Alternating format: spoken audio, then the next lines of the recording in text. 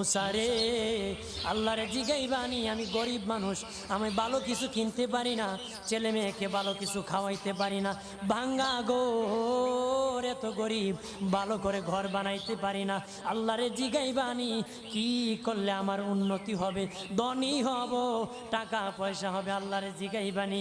আল্লাহ মুসা নবী কই ঠিক আছে, আল্লাহরে জিগাইব তুমি কেমনে ধনী হইবা। আল্লাহ নবী মুসা নবী তিন রাস্তার মোড়ে যা দেখে একটা লোক বসে আছে, তার দুই হাত নাই, দুই পা নাই, দুই হাত নাই, দুই পা নাই।